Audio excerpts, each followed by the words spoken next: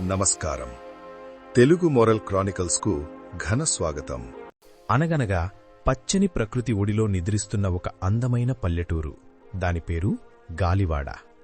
ఆ ఊరి పేరుకు తగ్గట్టే ఎప్పుడూ చల్లని గాలి కొండలపై నుండి వీస్తూ ఊరి మధ్యలో ఉన్న చెరువు అలలను తాకుతూ ఊరంతటినీ పలకరిస్తూ ఉంటుంది.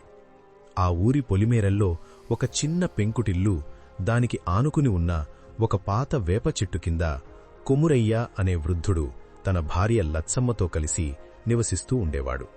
కొమురయ్య అంటే ఆ ఊర్లో అందరికీ ఒక రకమైన గౌరవం ఉన్నప్పటికీ ఆయన మనసులో మాత్రం ఎప్పుడూ ఏదో ఒక వెలితి ఉండేది.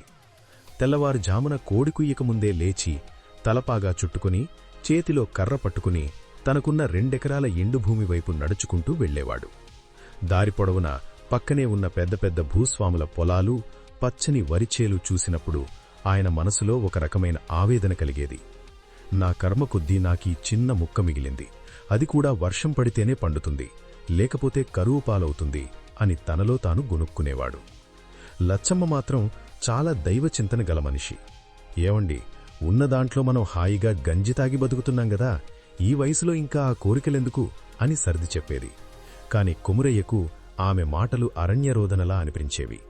ఆయన కళ్ళు ఎప్పుడూ ఆకాశం వైపు చూస్తూ ఏదో ఒక అద్భుతం జరిగి తన పేదరికం పోవాలని కోరుకునేవాడు. గాలివాడ ఊర్లో అప్పుడప్పుడు వచ్చే యాత్రికులు, సాధువులు చెప్పే కబుర్లు వింటూ మనిషికి అదృష్టముంటే రాత్రికి రాత్రే జాతకం మారిపోతుందని ఆయన బలంగా నమ్మేవాడు. ఆయన నిత్యం తన దారిద్ర్యం గురించి ఆలోచిస్తూ గడిపేవాడు. పొలంలో పనిచేస్తున్నప్పుడు కూడా నాగలి పట్టిన చేతులు వణుకుతుండేవి, కాని మనసు మాత్రం బంగారు నగలు, మేడల మీద ఉండేది. గాలివాడలోని పాత రామాలయం అరుగుమీద కూర్చుని పెద్దలు చెప్పుకునే కథలు విన్నప్పుడల్లా తనక్కూడా అలాంటి ఒక అవకాశం రాదా అని ఎదురు చూసేవాడు. పల్లెటూరి ప్రశాంతత ఆయనకు నచ్చేది కాదు. ఆ నిశ్శబ్దం తన పేదరికాన్ని ఎగతాళి చేస్తున్నట్టు ఆయనకనిపించేది. ఒకరోజు మధ్యాహ్నం వేళ సూర్యుడు నడినెత్తికి వచ్చి నిప్పులు కురిపిస్తున్నాడు. గాలివాడలోని పశువులన్నీ నీడకోసం చెట్ల కింద చేరాయి. కొమురయ్య పొలం పని ముగించుకుని ఇంటికి వస్తుండగా ఊరి బయట ఉన్న పురాతనమైన శివాలయం దగ్గర ఒక వింత దృశ్యం చూశాడు. ఒక ముసలి సాధువు జడలు కట్టిన జుట్టుతో ఒళ్లంతా విభూతి రాసుకుని స్పృహ తప్పిపడి ఉన్నాడు. ఆయన కళ్లలో జీవం తగ్గిపోతోంది. పెదవులు ఎండిపోయి తెల్లగా పడిపోయాయి. చుట్టుపక్కల ఎవరూ లేరు. కొమురయ్య మనసులో జాలి కలిగింది. వెంటనే తన సద్దిమూటలో ఉన్న నీళ్ల బిందును తీసి ఆ సాధువు తలని మెల్లగా ఎత్తిపట్టుకుని నీళ్లు తాగించాడు. తన తువ్వాలుతో సాధువు మొహాన్ని తుడిచి విసనకర్రతో గాలి ఊదాడు. కొద్దిసేపటికి ఆ సాధువు కళ్ళు తెరిచాడు. ఆయన కళ్లల్లో ఒక వింతైన కాంతి ఉంది. నాయనా, ఈ మండుటెండలో నా ప్రాణం కాపాడావు. నువ్వు కోరిన కోరిక ఏదైనా తీరుస్తాను. నీ మనసులో ఏముందో చెప్పు అన్నాడు. కొమురయ్యకు ఒక్కసారిగా ఒళ్ళు పులకరించింది. ఇదే కదా నేను ఇన్నాళ్లుగా ఎదురుచూస్తున్న సమయం అని అనుకున్నాడు. స్వామీ, నాకు లోకంలో ఎవ్వరికీ లేనంత సంపద కావాలి. నేను దేన్ని ముట్టుకున్నా అది అచ్చమైన బంగారంగా మారిపోవాలి అని అడిగాడు. సాధువు ఒక్క క్షణం నిశ్శబ్దంగా ఉండిపోయాడు. నాయనా, ప్రకృతిలో ప్రతి వస్తువుకు ఒక విలువ ఉంటుంది. బంగారానికి ఉన్న విలువ ప్రాణానికి ఉండదు. ఆలోచించుకో అని హెచ్చరించాడు. కాని కొమురయ్య వినలేదు. నాకు బంగారం ఉంటేనే గౌరవం, బంగారం ఉంటేనే సుఖం అని మొండిగా అన్నాడు. చివరకు సాధువు సరే అని చెప్పి, రేపు సూర్యోదయం నుండి నీ చేతి స్పర్శ తగిలిన ప్రతీదీ బంగారమవుతుంది. కాని గుర్తుంచుకో, నీ ఆశ నీకే సంకెళ్లు కాకూడదు అని చెప్పి మాయమైపోయాడు. కొమురయ్య ఆనందంతో గాలిలో తేలిపోయాడు. ఇంటికి వెళ్లే దారిలో కూడా ఆయనకు అంతా బంగారంగానే కనిపిస్తోంది. పచ్చని చెట్లు, పారే వాగులు అన్నీ త్వరలో తన వశం కాబోతున్నాయని విర్రవీగాడు. ఇంటికి వెళ్లి లచ్చమ్మతో ఈ విషయం చెప్పాడు. కాని లచ్చమ్మ ముఖంలో సంతోషం లేదు.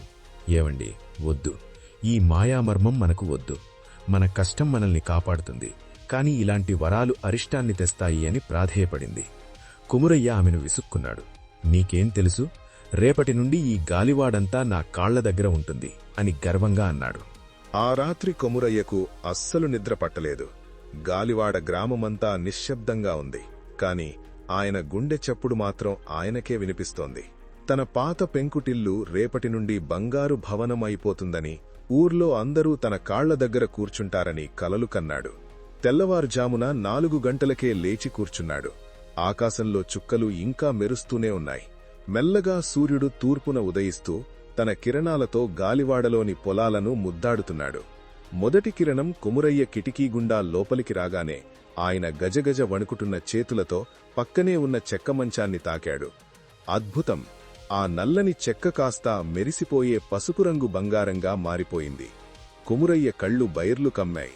ఆయన పిచ్చివాడిలా నవ్వడం మొదలుపెట్టాడు.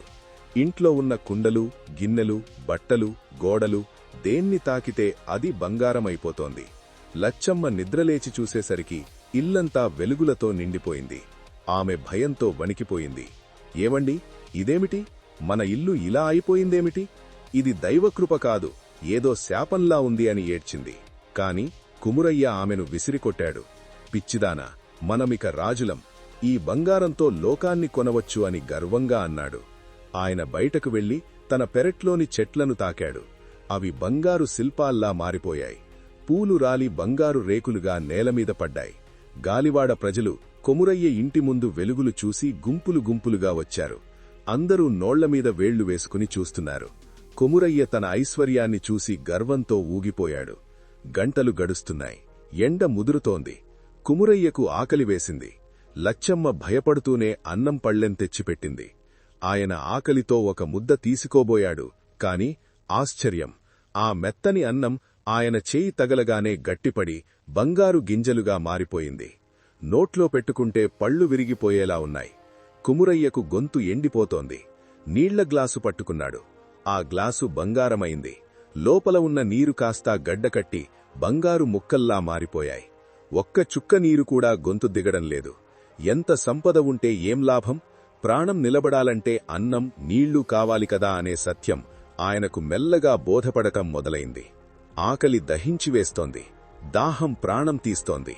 కుమురయ్య ముఖం పాలిపోయింది. ఇంతలో ఆయన 5 ఏళ్ల మనవరాలు చిన్నారి లక్ష్మి తాతా అని పిలుస్తూ పొలం నుండి పరిగెత్తుకుంటూ వచ్చింది.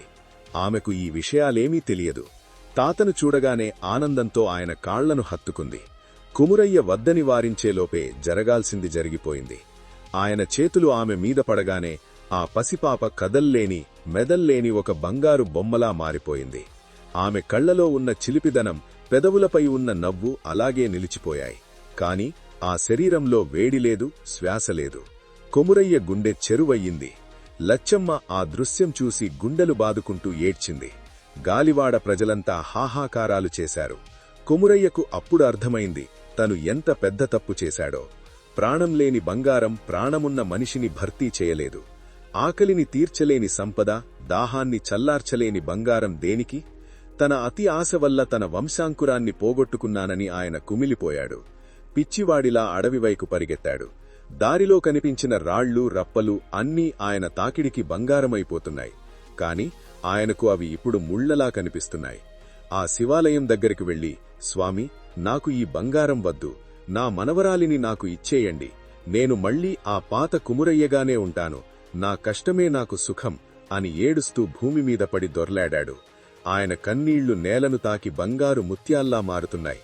కాని ఆయన మనసులో మాత్రం అగ్ని రగులుతోంది. కొద్దిసేపటికి ఆ సాధువు మళ్లీ ప్రత్యక్షమయ్యాడు. చూశావా కొమురయ్య, ప్రకృతి ఇచ్చిన గాలి, నీరు, అన్నం కంటే ఏ సంపద గొప్పది కాదు. మనిషి ఆశకు హద్దు ఉండాలి, లేకపోతే అది వినాశనానికి దారితీస్తుంది అని హెచ్చరించాడు. కుమురయ్య తన తప్పును పూర్తిగా ఒప్పుకున్నాడు. స్వామి, నాకు ఏమీ వద్దు, నా ప్రాణ సమానమైన మనవరాలిని నాకు తిరిగి ఇచ్చేయండి, ఈ బంగారు శాపం నుండి నన్ను విముక్తుణ్ణి చెయ్యండి అని కాళ్లావేళ్లా పడ్డాడు. సాధువు దయతో తన వరాన్ని వెనక్కి తీసుకున్నాడు. ఒక్క క్షణంలో గాలివాడ మళ్లీ పాత రూపంలోకి వచ్చేసింది. కుమురయ్య ఇంటికి పరిగెత్తుకుంటూ వెళ్లి చూస్తే మనవరాలు లక్ష్మి మళ్లీ మామూలు మనిషిలా మారి తాతా అని పిలుస్తూ ఆడుకుంటోంది. ఇల్లంతా మళ్లీ పాత పెంకుటిల్లులా మారిపోయింది.